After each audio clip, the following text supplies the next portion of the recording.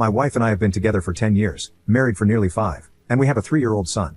We are fairly happy, although we have been undergoing couples counseling for the past 6 months as we found being parents very challenging. We've been making a lot of progress with our communication lately, but today that all fell apart.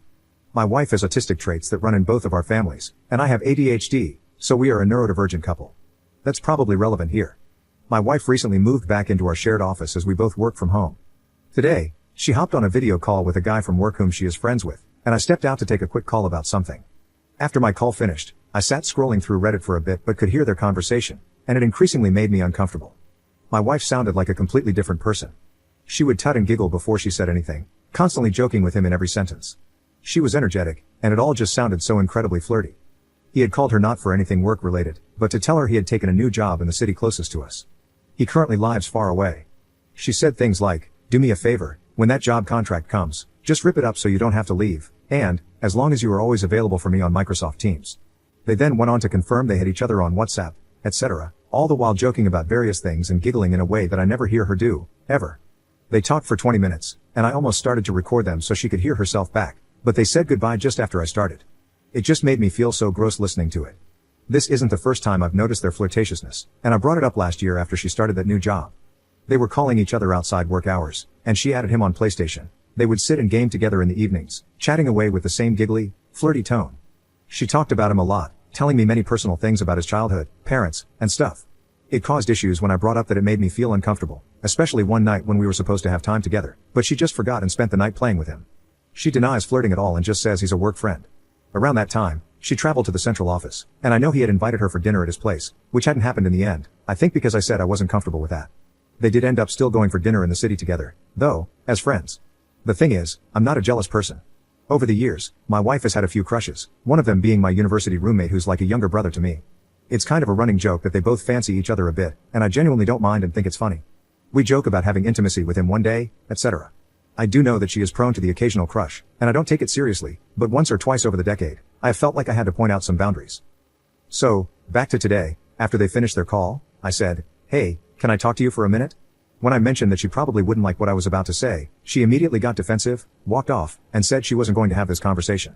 Since I hadn't even said anything yet, that intuitively tells me that some part of her knows that the way she was talking was probably a bit inappropriate. I got upset and said I was feeling uncomfortable with the way she was talking with him again, that it sounds like heavy flirting to me. I mentioned that I would feel uncomfortable if I talked to another woman at work like that, or if a girl talked to me like that. Even as a clueless guy, I would be getting a strong vibe that she fancies me. I expressed that I feel hurt by it and that if she talked like that to me, it would be a dream come true. She basically dismissed it all very defensively and said she wasn't flirting at all, that I just didn't want her to be friends with him. She mentioned that she doesn't understand what she's done wrong and that she's fed up with me being like this, even though I haven't spoken to her about this since last summer, and I've never been jealous in our 10-year relationship. I felt like I'm being gaslit, as it seems like such obvious flirting, and she's just dismissing it as all in my head. It caused a massive argument. I'm willing to admit that me getting upset about it is likely some insecurity. But at the same time, I feel like I know what I heard, and that I'm an understanding person. I'm okay with crushing, but this just crosses a line. I should be able to say that, no? I think it's likely something to do with my wife's autistic traits and not understanding the social norms or boundaries. I don't know. She doesn't realize how flirty she's being sometimes. I think that's definitely true. I wish she would flirt with me by accident a bit more. Is it okay for me to feel upset by this? Or am I being controlling or irrational? Update 1. I ended up showing my wife the post I had written, and it was incredibly validating to feel like I wasn't going insane. We had a really difficult conversation about it all, and we were both so angry at each other until she told me the truth. In a rather heated moment, she kind of venomously said something like, "I like talking to him because when I do, I feel happy and relaxed. Like I can be myself. Which is something I can never feel when I'm around you." This really made me sad, and I instantly wasn't angry anymore. I just apologized and told her how that's just what I wanted her to feel around me again. That feeling of being herself is something she had lost after becoming a mom and the difficult few years we've had in COVID, etc. We never had any help being parents from our extended families, and so we never have time together for ourselves. She didn't have any feelings for him beyond friendship, and I do think she was genuinely being naive and also a little willingly ignorant about him pushing boundaries. A few examples came out after we talked about it. For example, at one time, he had asked to come back to her hotel room to continue chatting after a work party. This was also due to her autism, as well as not fully understanding where the boundary is. But when we looked at the big picture, she could see and did admit that she had unwittingly begun down the path of some kind of emotional affair, which she didn't really know was a thing. She took responsibility for this and did stop talking to the guy, telling him that she would only be talking to him if required for work purposes from then on. He left that job very shortly after, so that was also easier for us. Funnily enough, it did come out after he left that he had made some advances and been awkward with a few other of my wife's colleagues. People noticed at work that my wife had stopped being friendly with him and were asking, was it because he was being awkward with you as well? kind of thing. We talked a lot in counseling about it.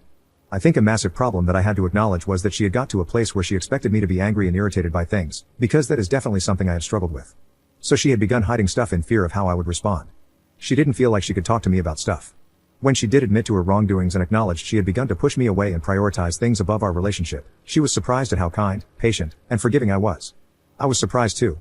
We kind of figured out that a lot of the anger and irritation were often because I could tell that I wasn't getting the whole truth.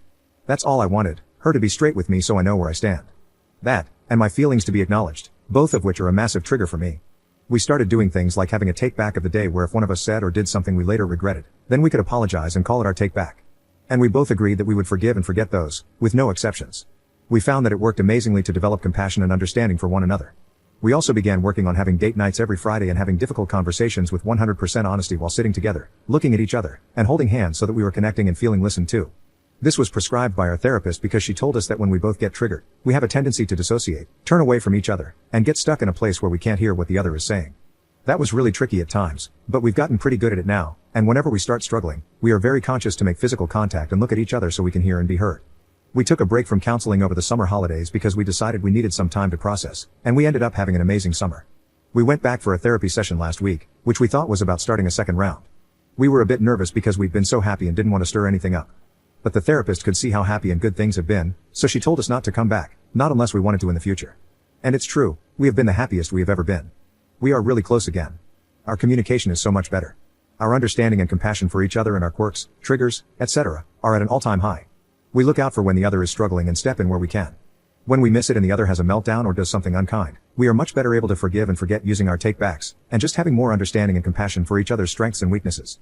I think it's fair to say that although some boundaries were being crossed, my wife was only at the very beginning of the path that leads to a full-blown emotional affair.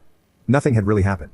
And there were no feelings my wife had beyond an exciting friendship with someone who gave her some nice attention, though he definitely had ulterior motives. So we were lucky to catch it when we did. That being said, the root cause was definitely our bad communication, negative behavioral loops that we had gotten into, and the degradation of our romantic relationship from becoming new parents over the last 4 years. There was a lot to learn and a lot of effort and willingness required on our parts to fix the issue and move forward. Hopefully, some of you can read this and learn a few things to help your relationships. If I had to recommend one thing, it would be the take back of the day.